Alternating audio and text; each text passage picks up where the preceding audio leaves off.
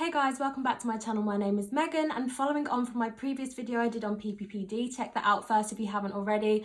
I decided to create a separate video talking about the more in-depth on my recovery process, the exercises that I mentioned in the previous video. A lot of people were kind of curious what that looked like.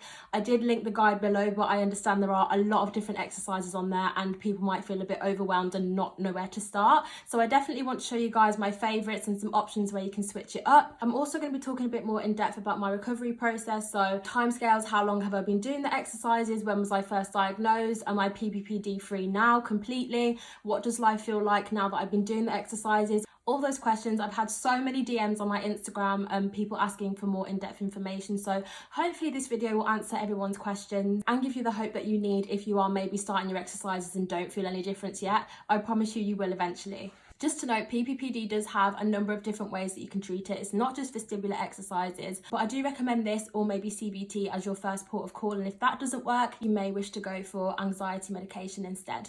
So first I'm going to show you guys some of the exercises that I've tried out from the guide that I linked. I've also linked it in this video in the description. I'll talk about how I selected kind of favourites that I wanted to stick to instead of having to do like 500 different exercises, because you want something that's manageable that you can stick to. I still recommend going to a vestibular therapist because they may be able to establish the exercises that are best for you specifically. But as a general rule, I would go for exercises that kind of trigger your symptoms but not horrendously. You might find as you do your exercises for the first few days, they actually make your dizziness flare up, but don't panic. It's just because your body isn't used to these movements, and honestly it is so worth it because after the flare up you'll find it starts to go down, and obviously in the long run, as I've demonstrated, it can get rid of your dizziness symptoms completely. So with these exercises, it's completely up to you how quickly you build them up. You might want to do it based on how you're feeling and when you feel like they're not being challenging enough, because these should kind of stimulate dizziness, like that's the whole purpose of them. So once you start to feel comfortable with them, it might be after a month or so, you might want to switch them up, switch up the intensity. So I started off with 15 seconds for this, then I went to 30 seconds, and I went to a minute. You can start off doing it once a day in the morning, or you can do it morning and evening, and obviously depending on what exercises you're doing, you can create your own little routine. I'm not going to tell you how to do your routine because everyone's different. Try and do it where it's a challenge and you don't feel that comfortable, so it does stimulate some of your symptoms, but not to the point where you can't finish even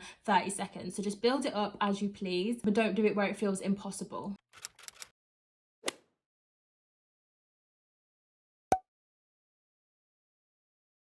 So with this exercise, which is definitely one of my favourite ones, you just draw a little cross onto a piece of paper and then stick that somewhere in your room and make sure you can stand a couple of metres away comfortably. So the cross serves as your focal point, and while you're moving your head from left to right, make sure that you maintain eye contact with the cross. And you can also do these head rotations up and down too. I do recommend switching it up every month or so, just to make sure that your head is used to moving in all directions. It can feel a bit uncomfortable on the eyes because you're literally fully moving your head. To begin with, you should start this exercise while you're seated, and then when you feel more comfortable, you can move to a standing position. To advance this exercise, you might want to have a busy background. So instead of putting your X on just a blank wall, have a busy background because it is harder to concentrate on the X.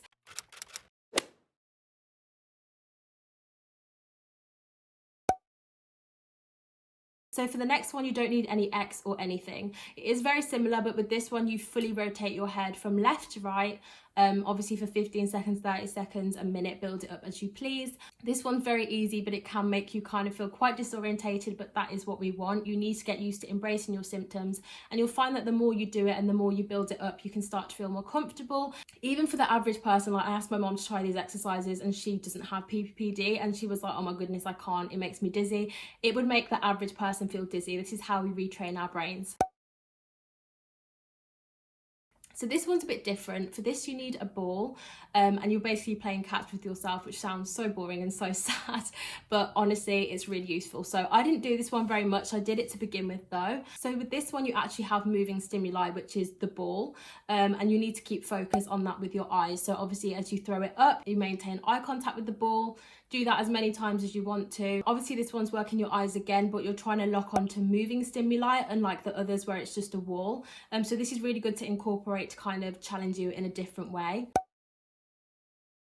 This one's really good as well because I feel like dizziness can be a lot worse when you first stand up, because you do have that blood rush to your head, and on top of being dizzy, the two together, I used to stand up and could just see black. It's got a lot better now, but I used to get so scared to stand up quickly. So this one just gets you used to the motion of sitting down and standing up. It's so self-explanatory. You literally just sit down and stand up and focus on something on the wall.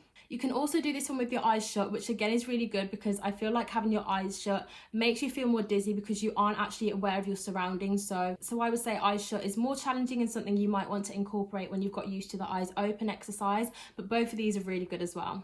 So another movement one which I've actually created myself recently because I feel like it stimulates my dizziness in the way that I need it to is kind of squatting whilst having a focal point. So again, you can use a cross if you want to, but I've just got used to staring at a particular spot on my window.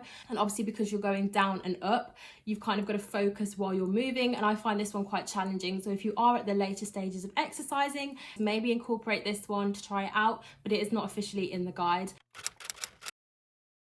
So now that I've shown you guys the exercises, I want to talk a little bit more about my whole recovery process and timescales. I had this question quite a lot, and I think it's quite helpful for people that maybe feel a bit disheartened that they feel like the exercises aren't working, or they've been struggling with this for years and they're thinking, how long is it going to be until I actually feel normal? It is worth noting that this can be different for every single person. You may respond differently to the exercises. They may work quicker for you, they may not work for you. Everyone's body is different, but I do think a lot of it is to do with your mindset as well. So if you're being positive about it, instead of thinking, oh, it's not working, I'm going to give up, then obviously you haven't even given it a chance. But it definitely isn't a quick fix. Like, you're not going to notice a difference overnight. It's going to be more kind of months to maybe a year. So I first had my appointment with a vestibular therapist in the ENT department of a hospital, which is the ear, nose and throat. I was referred there after having like blood pressure tests, blood tests. I also went to cardiology to see if it was anything to do with my heart, and they ruled all that out. So they were like, okay, next port of call, let's just try ENT and see if it's anything to do with your balance in your ear or anything.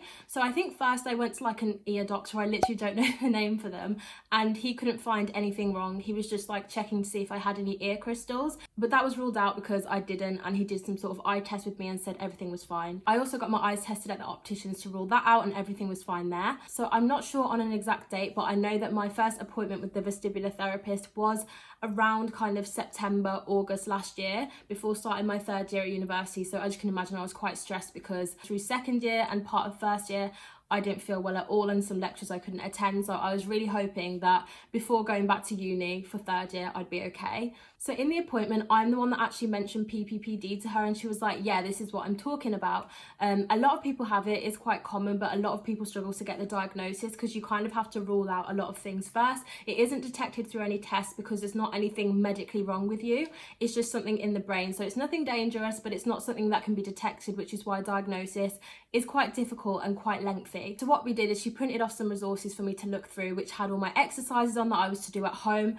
And obviously she ran through the exercises with me in that session too. On the day, I remember I was so dizzy and I was just in the room like, oh my God, trying to act normal, but it was quite difficult. But it was very reassuring because I'd had this for 2.5 to 3 years, these feelings, and no explanation. So knowing that it wasn't anything deadly, and I'm a hypochondriac, it really put my mind at ease. So she told me I can build up my exercises, don't do them all really frequently because it can actually make it worse, and like your head can't deal with all the moving. So I feel like the exercises didn't initially make me feel horrendously dizzy, but on some days when my dizziness naturally flared up, I did really struggle to do them. But I do recommend really ploughing through and making sure that you do them, especially on the days where you feel dizzy, because you need to embrace those feelings and learn how to react to them. As I said, I started my exercises in autumn of last year. I would say it took me probably about 9 months until I felt like I was a changed woman. Like, I just noticed, I was like, hang on, like when I tried to focus on it, I was like, I can't remember the last time I felt dizzy. So it probably was less than 9 months, but it's funny. It's kind of something that when you are dizzy, it's all you can think about, it's all you notice. But when it's actually going, you don't notice because it's just not something you focus on. And then when you actually sit back and think about it and how you've been feeling, how much you've complained to people about it, I was like, oh my God, I literally haven't complained about it and I actually feel quite normal. Because Pppd is something where you kind of make it worse by focusing on it more, but it just wasn't there. So I wasn't constantly thinking about the feelings in my head, and I could say I felt normal and dizziness free. I'd say around like 4 or 5 months, my boyfriend and my mom noticed that I was complaining less, because I'd always go to them and be like, oh my God, I feel so dizzy today, but I hadn't been doing that as much. I hadn't noticed myself, but they noticed it. And I think when other people that you rely on notice that you aren't complaining about it so much and you don't seem as distressed, it must have been getting better, but I just didn't realise because I was probably just focusing on the dizziness that was still there. So I definitely say it's not an overnight fix. It is something that has taken me months, but in the grand scheme of things, doing these exercises every day only takes a couple of minutes out of your day. And like I said, it might work quicker for you guys. And if you did it in combination with something else like medication or something, I'm sure that would speed it up. But I do think you should try and do the exercises in isolation first. So because PPPD is linked to anxiety, I will always be an anxious person, and I feel like naturally if I am anxious about something, my dizziness is associated with that. So something that I kind of have learned to control. So day to day I won't feel dizzy, but if I feel like really anxious in a certain place or I over focus on my surroundings, I might occasionally be a bit like, oh, I'm a bit overwhelmed, I need to go out and get some air. But it was nowhere near as bad as it was before, where it was just randomly flaring up like once a month for a week where I couldn't walk. It was so bad. So at least there was more of an explanation and expectation of when the dizziness would come when I was recovering. I find now if I get the train, I'm just so much more chilled than I used to be. Like, it used to be a horrible thing with all the dizziness, and that would be one of my worst environments. And the train station, I've just got so much better with that, and I'm just not fazed by anything. So in terms of relapsing and whether you can permanently get rid of PPPD, I would say you can permanently get rid of it, but at certain points in your life, depending on like stress factors, external things, it can come back. But I think you have a lot more control once you do the exercises, and you feel a lot less kind of helpless because you know that the exercises worked for you before, so they're going to work for you again, and you can just get back on them. So for me, I stopped doing my exercises, I'd say like midway through the year, because I felt like I didn't need to do them anymore. I felt dizziness free and it was fine. But now, because of lockdown and like subconscious anxiety around the whole weird situation that's going on, in combination with the fact that I haven't really been able to practice getting out and about in these busy environments, my body's kind of in a way forgotten how to react in those environments. So I found that when I do pop to town on a weekend, I can't now because I'm in tier 4, but when I was in tier 3, I would get dizzy like I used to, like to the same extent, because I'm not used to being exposed to this stimuli all the time. I've literally just been sat in my room. I work from home, so for a lot of you guys it might get worse in lockdown, but the thing that I recommend is actually getting out the house as much as you can. Walks are amazing because obviously you're having to work on your balance, and me being in the house all the time, when I'm walking around, there's always things around me where I don't need to even test my balance. But if you do have less restrictions, I really encourage you to get out